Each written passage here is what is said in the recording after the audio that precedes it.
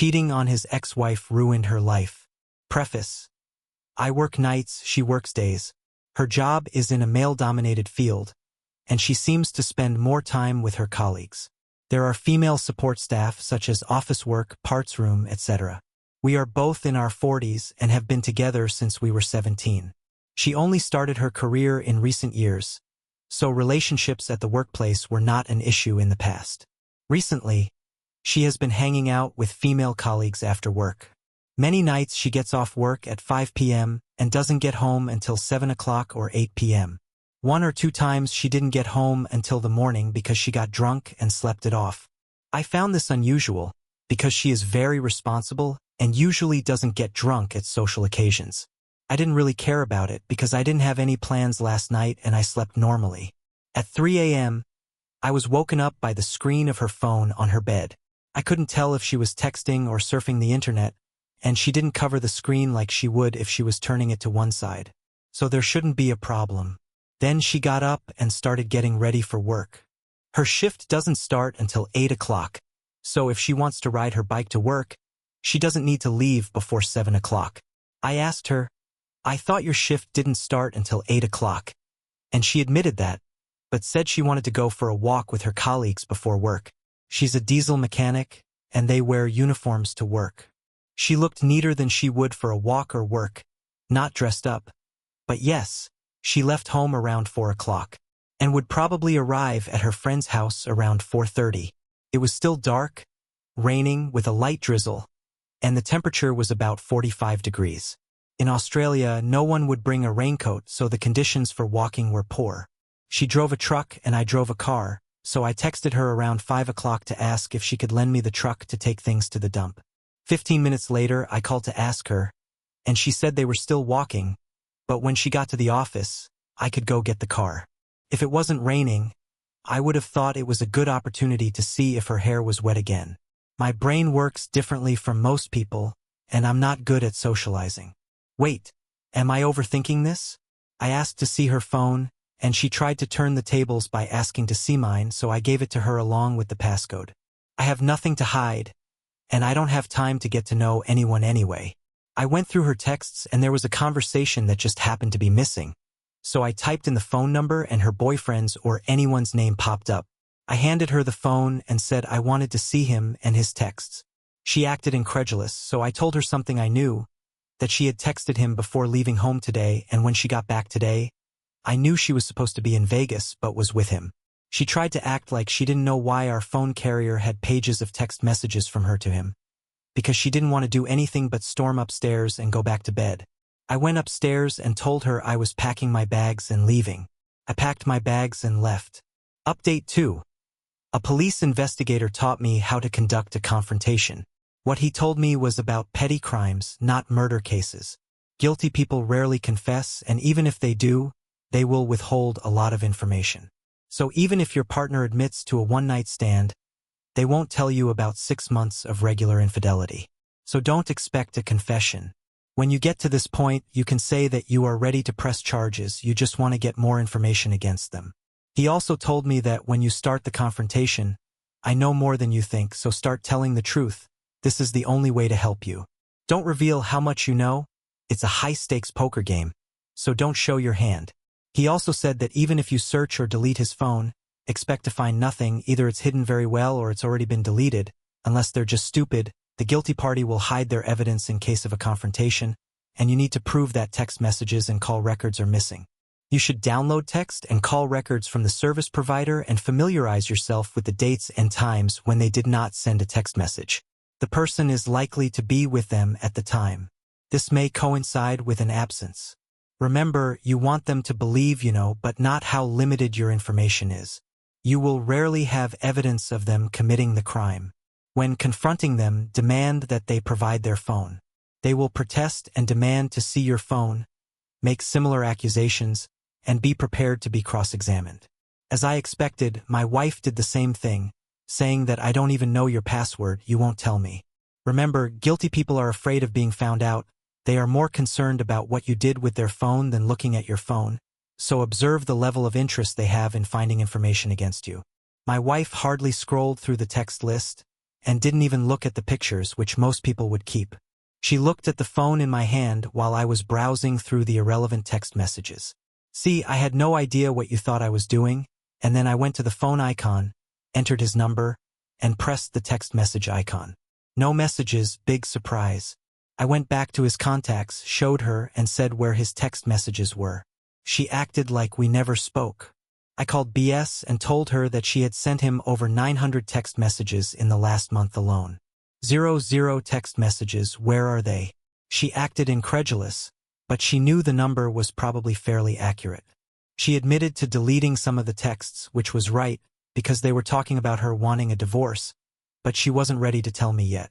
Don't give too many details, like how long you've suspected. You can give some details to add credibility that you already knew everything. Knowing how many text messages helped because it was a hard fact to refute. I sent saying I knew things without lying. I said above that it is a guilty act to see how guilty they act. Find out if they will dodge and change the subject. Even expect them to tell you where they went. But remember, if the details are vague, they will tell you a lot and keep asking for more information. Many lies just go through the minimum plan. They may tell you that they went to the bar go to a bar with friends, but they won't tell you much detail, like someone almost got into a fight or who wanted art, etc. A spouse will volunteer stories about their fun night with friends, but a guilty spouse will wonder why you keep asking. As I said, they know confrontation is coming, so they're already planning their response. They're thinking about how an innocent person would handle the situation, even down to how to get someone's attention. My adult daughter called my wife, accused her of being her first wife, and then told me about the confrontation. She had to speak to me first for 2 reasons. To steer the conversation in case my daughter called me, but also because the guilty party believes that if they stand in the light, the attention will go away. I was foolish to ask why our daughter thought that, and what exactly was said. I should even have called my daughter. How would your innocent spouse respond if they spoke to you about the accusations made against them? They may welcome the opportunity to explain in detail of their own accord, as they have nothing to hide. Think about how an innocent person would handle this. They may be annoyed that you want to look through their phone, as they still want to retain some personal privacy. They will still hand over the phone obediently, without putting up much of a fight. What puzzles them most is that innocent people don't try to deceive, let alone rehearse it beforehand. Remember, the best lies always contain some truth. My wife claimed she was alone in the tattoo parlor sketching, but she didn't bring any sketches home. There were no photos and few details, and she showed me the design she wanted online. Her appointment was at 1 p.m., but she left the house at 11:30 a.m., a 45-minute drive away. She got home around 6 p.m. Now I believe she went to the tattoo parlor that day, but I believe she went to his house first. They went together and got another appointment card. The future alibi may be together. They had a delicious lunch together, then returned to his house for fun, and then went home. That night, I questioned her, so don't think that just because they can prove their whereabouts, it doesn't mean they can easily explain all the time. She said that the traffic was really bad, but did not elaborate on the accident, such as a blue Honda overturning. She also said that she went to Home Depot to buy some hanging rings, but couldn't find them. He also taught me a lot, but I can't remember it all. If I remember, I'll update. Update 3. She is still with him. I don't know if we will ever get back together. I admit I have anger issues, and that ultimately contributed to her leaving. I did make good progress. She never admitted to the affair, but considering my role in the whole thing, I can forgive her. She told me there was no hope of reconciliation and suggested we live together for the kids. I was optimistic and thought that maybe one day we could make up. I'm afraid that she only proposed living together as a compromise, because she is still afraid. If she really wants a divorce, I'm willing to divorce her. She hasn't said a word about it, and I don't think she really wants a divorce. Who knows, maybe she's already starting to soften a little. We even spent the night together. She was pleasant and talkative, even looking at me while she spoke. I really thought the ice was melting in her heart. However, on the way home, she threw a little tantrum at me, as if to remind herself that she doesn't love me. This morning, she left. I know where she is and she doesn't know. I know where he lives. I photographed her truck in his trailer garage. I don't know why I did it, maybe to understand her emotions. I got there and found only his truck in the driveway, but then I saw her truck parked nearby. She didn't know I was there, but she texted me asking if we needed trash bags. I told her we were running low on trash bags and then asked if she was at the grocery store and if she would get me some more creamer, as if I believed her. I got no response, but soon I saw him pull his truck out of the driveway, his truck backing up, his truck leaving. I couldn't get a good view, but I'm pretty sure they left together. So I went to the door and rang the bell. No one answered. I texted her asking if she got the email I mentioned earlier and she said she didn't see it. Wait, so I told her what it was about and she said we'll talk when she gets back. She texted that she is a Costco member. I said no you're not, about 45 minutes. She sent a photo of the Costco building and yes she just got there, made up story. I told her if she wanted me to believe her, send a photo of the truck. She said she really didn't care. I wrote back that you're a good person and I know you want to protect me from further hurt, or maybe you're scared of me, and I'm sorry for that. Lies hurt more than the truth. At this point, she sent me a picture of her ink. I haven't responded. I'm really conflicted because I've constantly walked out on her and the kids. I don't want to do that again, but at this point I'm ready to move on, but staying means living with someone I love and her perpetuing a lie to either protect me or because she's afraid of how I'll react. None of this is healthy. Update, for I did the lawyer consult yesterday and other updates long. My therapist convinced me not to make any sudden decisions when I'm emotional, so I took his advice and waited for my wife and I to live together for the sake of the kids. Yes, I'm an idiot. I pay the roof for my wife while she's out screwing this guy, and she talks to the kids alone and tells them she went out drinking with Maria, of course at 4 a.m., while she has to go to work in a few hours. The bar isn't open yet, and my little autistic son will check when the bar and the gym open, so they now realize she's lying. She can lie to me, but she lies to the kids. After sleeping well for several nights now, I no longer lose sleep over her. I became a lawyer. The lawyer said that if it was split evenly, child support would be only $42 per month. My wife doesn't want to sell the house, and she can't afford to buy out my equity, and she can't afford to buy it alone. The lawyer said that if I wanted to sell the house, it would sell. I had the upper hand because I had saved more than she had, so there was a possibility of an even split. However, 401k and company stock etc. had not been invested yet, so the lawyer said that it was a reasonable point that I could not claim these assets because there was still uncertainty. She said that if I leveraged the house, I could essentially protect all of those assets, and if I chose to continue paying half the mortgage until the kids were grown in 5 years, I could negotiate half of the future equity as a concession and protect my savings. This would essentially be a real estate transaction. At the time, personally, I did crack under the pressure. I slept a lot, tried to end the grief, and tried to reconcile with my wife, basically doing the peekaboo dance. I think it was about 2 weeks ago, I came home from work because I couldn't work properly. I prayed that it would never be like that. Her truck was still there. I prayed that God would let her have a little love for me.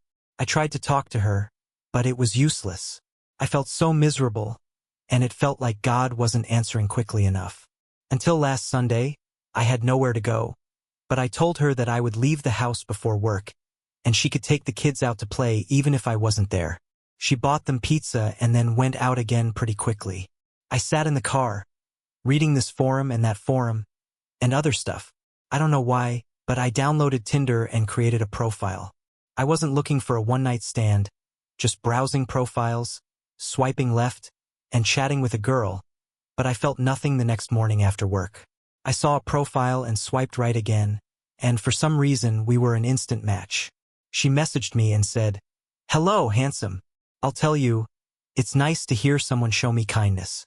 We had a nice chat, and we made plans for Tuesday night for a couple of drinks. I told her about my situation because I didn't want to lie right away in case things got serious. She'd been cheated on, too, and had been divorced for a while, but wanted to date again. I walked her to her car and we kissed. Please note that my wife initiated the divorce, so at the moment we only have a divorce agreement. I won't lie, thinking about this woman has rekindled hope, which has calmed me down and allowed me to sleep again. Maybe it was God's mercy, who ignored my pleas and instead sent someone to show me that I can be valued by someone, because I do have hope for the future again. If this can develop, that would be great, but if it's just a flash in the pan, I'm still grateful. I know it happened quickly, but my marriage had been in trouble for years. I considered divorce for a long time, but I didn't act on it, and I didn't take action to save the marriage. Her affair was the final catalyst to end the marriage, and maybe it was inevitable because we were both unhappy, and neither of us were going to end the marriage at this time. If I were the one being tested, I don't know if I would fail. I've always been worried that I'm a risk taker, so I've always kept my distance from other women. Regardless, my wife's happy memories are too distant. It feels like when someone with a terminal illness dies, you feel grief for the first time. But I think acceptance comes faster because you've already realized it's inevitable. Update 5. I paid for the container today. Yes, I started the divorce process. When someone with a terminal illness dies, you feel grief for the first time. But I think acceptance comes faster because you've already realized it's inevitable. Update 5. I paid for the container today, and yes, I started the divorce proceedings. Cohabitation is coming to an end soon. My eldest son, 23, and I plan to share a house. He is currently on bad terms with his mother because she cheated on him. I want to sell the house and get my equity back. She doesn't want to sell, but the problem is that she can't afford to pay for it. I won't get enough money to buy out my equity in the divorce, which cost me $2,500. Really good at it, and I'll have more money to execute even bigger deals. And I've always wanted a 1979 Spider convertible, but being a responsible married man, I couldn't convince myself to buy a 1979 Spider convertible. Now that I don't have 2 kids, I'll be able to drive around in the car of my dreams when this is all settled. I hope the vanity platform cords will work when I get the car. Today, as I walked out of the lawyer's office, I heard, "Damn, it feels good to be the gangster." I wonder if she'll be pissed when she gets the services and sees I'm selling the house. When she gets the money and sees I'm selling the house, will she be pissed? The stupid thing is, we'll both walk away with enough cash to buy our own houses, and she can tell him to move in with her, and I can do my own thing. Update 6. WW is returning her truck to the bank. Update Sway has been trying to text me randomly, but I've been nice to her and just ignored her a lot. She texted me to say that Home Depot is sold out of refrigerators and we want to buy one during the winter sale. She asked me when I'm coming home. We'll live in separate rooms, and we're going to the water park tomorrow. I'll take the kids. By the way, the water park is a hangout for moms, so there are a lot of divorced single moms there. Today she texted that she plans to return the 2019 Ram and pay off the $730 loan, and our oldest son will have to stop using the old car that has 220,000 miles on it and is paid off. I have to admit, it feels good to see her making sacrifices for her actions. I also had a long conversation with my sister. According to her, my wife's current boyfriend has had 4 failed marriages. She seemed to think that he always hounds women, uses up their money, and then moves on to the next target. Anyway, I told my sister that, in that case, I hoped you would get a divorce as soon as possible. I also said that I hoped they wouldn't break up before I got the divorce papers and could start a new life. Edit. She plans to return the car because she plans to redecorate the house and can't afford to pay it off and still get a new one. This fits with my plan to move out of the house as she knows it, and I was looking for another place and didn't want to continue paying half the bills while she went out and messed around. I told her that my plan was for her to get the house, but I would need to buy it out. I had plenty of other liquid assets, and she would have to waive her claim to buy it out. She still didn't have enough, but the amount, while significant, was still trivial to me, as I saw it as the potential cost of a quick exit. I wanted to finalize this while she was still agreeable. Finalize while she was still agreeing. Time and distance can make people lose sight of fair distribution. She was upset that she wasn't getting any liquid assets, but I told her that she would own 100% of the property and could do whatever she wanted with it, including keeping it until the kids grew up and even moving in her boyfriend. I'm still on my guard. Update 7. Tomorrow I get my new house and sign an affidavit with my lawyer. So if you have followed my story, you know that my 19-year marriage has decided to end. I discovered the affair in March and I made the choice, but after consulting, I realized that I would be better off without her.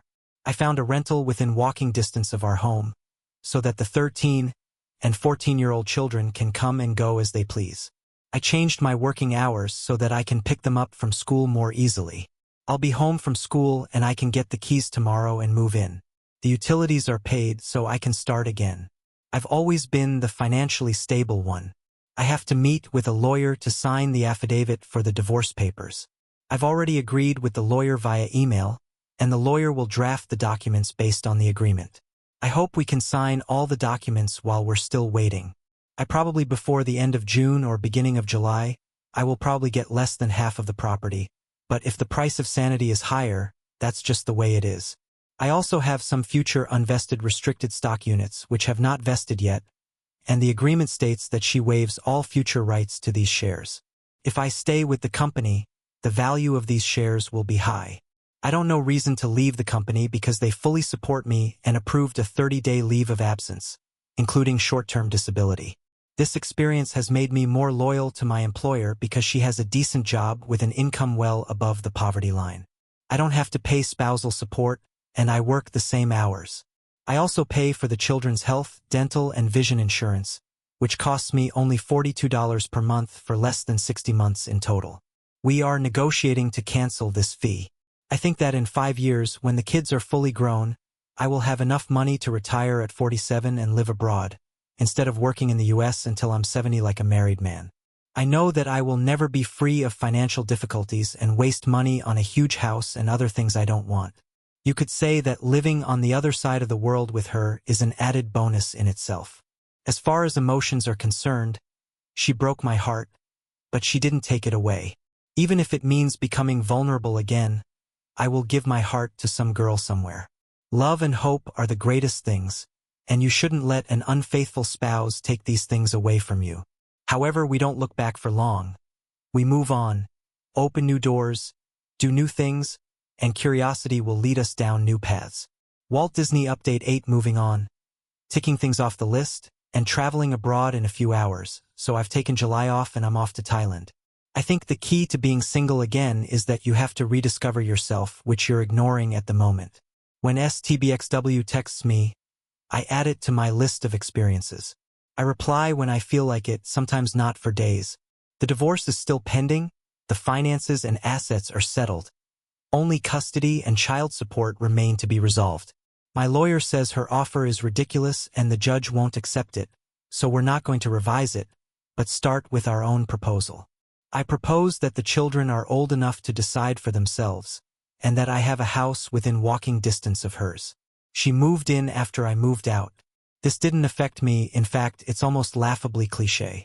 As for the trip, yes, there was a girl involved and she knew about my situation. I would stay up late at night chatting with her online when I couldn't sleep. This wasn't because the cheater had let me down, but because there was a 14-hour time difference between me and this Thai girl. My advice to anyone still struggling is to move on. Update 9. I'm divorced. I'm fine. My divorce was final. In short, I left her after she cheated. Custody and support didn't go as well as I'd hoped, but I think the best is the best. I did get her to agree to put half of the child support into the boys' $529 college savings plan when they were in their teens, so when she asked to only see the boys once a week, I figured they were basically grown now and there were no more milestones, and this schedule meant she had to be responsible for dropping them off and picking them up from school. It also gave me the opportunity to take a travel position at work that allowed me to earn 15 hours of overtime per week, which didn't count against child support. I updated my work's insurance and removed her from the policy, which saved a pretty penny. Her work policy probably exceeds the child support she receives. To top it off, I found out she has breast nodules. Karma for letting another man fondle her breasts, I guess. I also updated my life insurance plan so she can't benefit from it.